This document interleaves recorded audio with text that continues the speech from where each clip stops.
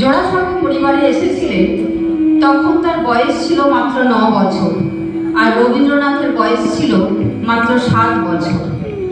কাদম্বরী বৌঠানের সাথে যার বিয়ে হয়েছিল যতীন্দ্রনাথ ঠাকুর, ওনার থেকে ছিলেন 10 থেকে 11 বছরের বড়, তাই মানসিকতার বিস্তর ফারাক ছিল। সেই সময়ে বন্ধুত্ব তৈরি হয়েছিল রবীন্দ্রনাথ ঠাকুরের সাথে, এবং সেই বন্ধুত্বের উপরেই আজকে আমাদের এই লেখা। আমরা শুরু করছি।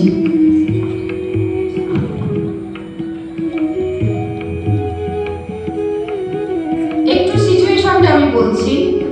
সন্ধ্যার নরম আলো ধীরে ধীরে জোড়াসাঁকোর ঠাকুর বাড়ির বারান্দায় এসে পড়েছে। চারিদিকে এক অদ্ভুত শান্ত পরিবেশ। দূরে কারো গানের সুর ভেসে আসছে। রবি ঠাকুর হাতে খাতা নিয়ে বসে আছেন। কাদম্বরী বৌঠান ধীরে ধীরে তার পাশে এসে বসলেন। কাদম্বরী বৌঠান, আমি প্লে করছি কাদম্বরী বৌঠানের রোলটা। কি রবি, আজ আবার নতুন কবিতা লিখছো? হ্যাঁ বৌঠান, আজ মনটা খুব অদ্ভুত লাগছে, যেন অনেক কথা জমে আছে, কিন্তু ভাষা খুঁজে পাচ্ছি না। কবির মন এমনই হয়, সব অনুভূতি কি আর সহজে শব্দে ধরা দেয়? তুমি না থাকলে হয়তো আমি কোনোদিন কবিতা লিখতেই পারতাম না। তুমি আমার লেখা পড়ে যেভাবে উৎসাহ দাও, তাতেই সাহস পাই। আমি শুধু সত্যি কথাটাই বলি রবি, তোমার লেখার মধ্যে আলাদা একটা জাদু আছে।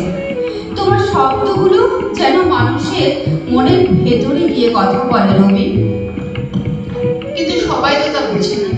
অনেকে বলে আমি শুধু কল্পনার জগতে বাস করি।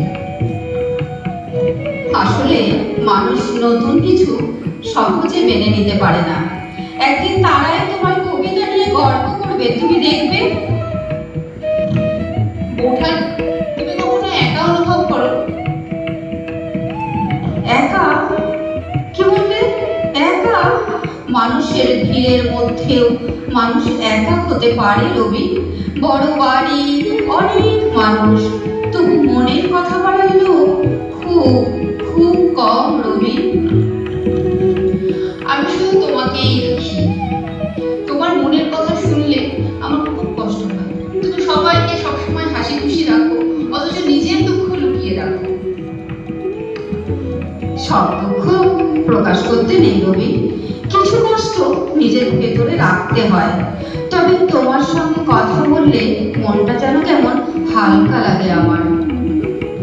আমিও তোমার কাছে মনের কথা বলতে পারি। তোমাকে ছাড়া এই বাড়িটা কেমন যেন ফাঁকা মনে হয়। কি যে বলো, তুমি একদিন অনেক অনেক বড় মানুষ হবে রবি। তোমার গান, কবিতা, গল্প সারা পৃথিবীর মানুষ পড়বে। তুমি সবসময় এমন কথা বলো কেন? কারণ আমি বিশ্বাস করি তোমার চোখে আমি স্বপ্ন দেখি। তবে একটা কথা মনে রেখো, যতই বড় হও না কেন, মানুষের কষ্টকে কিন্তু কখনো ভুলে যাবে না। একদম, কখনো না বৌঠান। মানুষের আনন্দ বেদনা নিয়েই তো আমার লেখা। হঠাৎ হালকা বাতাসে খাতার পাতা ভরে গেল। কাদম্বরী দেবী সেই খাতায় পাতা হাতে নিয়ে পড়তে থাকে। বাহ, কি সুন্দর লিখেছো রবি। মানুষের হৃদয়ই পৃথিবীর সবচেয়ে গভীর সাগর। তোমার ভালো লাগলো? খুব খুব ভালো লাগলো। তোমার লেখায় শুধু শব্দ নেই, অনুভূতি আছে। সেই কারণেই তোমার লেখা একদিন অমর হবে, তুমি দেখবে। রবি চুপচাপ বৌঠানের মুখের দিকে তাকিয়ে রইলেন।